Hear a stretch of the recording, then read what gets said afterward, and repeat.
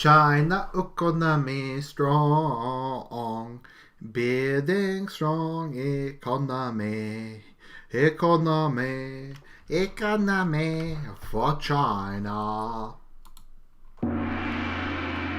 Hello everyone, we're taking you back to the past, when the great leader Mao Zedong ruled China and everybody was super happy, everything was just great. Although Dao Xiaoping was also a great leader and the current leader is also great, no one is greater than Mao. So Mao Zedong apparently proposed sending 10 million Chinese women to the United States in talks with Henry Kissinger, according to documents released by the U.S. State Department. The Chinese dictator said he believed such immigration could kickstart bilateral trade agreements, but also harm the U.S. with a population explosion similar to China's, according to documents covering U.S.-Chinese ties between 1973 and 1976. In a long conversation that stretched past midnight at Mao's residence on February 17, 1973, a cigar-smoking Mao referred to the dismal trade between the two countries, saying, "China was a very poor country, and what we have in excess is women." He suggested sending thousands of women, but as an afterthought proposed 10 million, drawing laughter at the meeting, also attended by Chinese Prime Minister Zhou Enlai.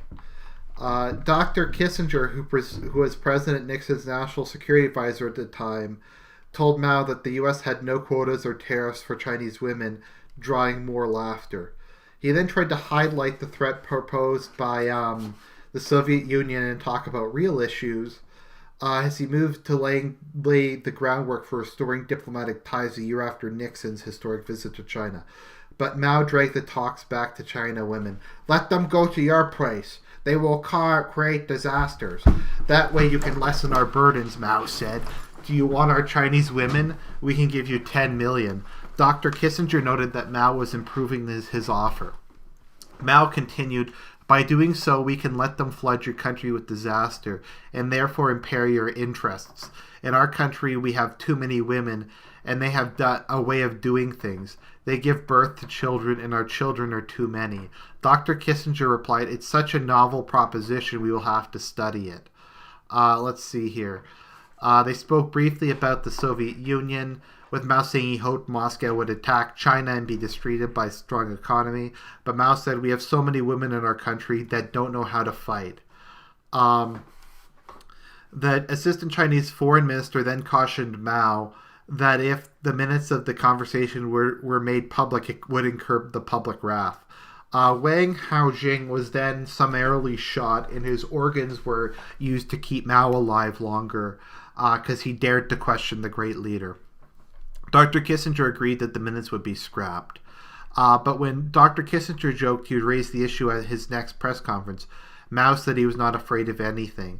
"Anyways, God has sent me an invitation," said the Chinese leader, who coughed badly during the talks, which is really weird because Mao was an atheist. I guess it's just an expression.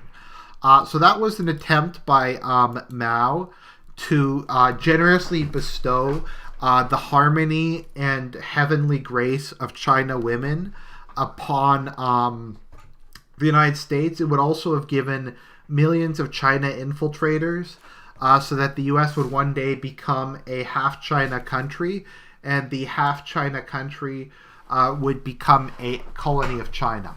Unfortunately, they failed in that case, but Johnson and a bunch of other traders in the West opened up to mass immigration, and the millions of Chinese women came anyways, and now I know Canada is gradually being taken over by China. So Chairman Mao tried and failed, but eventually his dreams were fulfilled, and now the West is becoming a colony of China. So we salute you, Chairman Mao. We salute the China Party. We salute China economy and his attempts to improve GDP growth by getting rid of inefficient women. As always, we are going to sing you out. This is China moment. China moment. This is China special time. This is China moment. China moment. This is China's special moment to shine.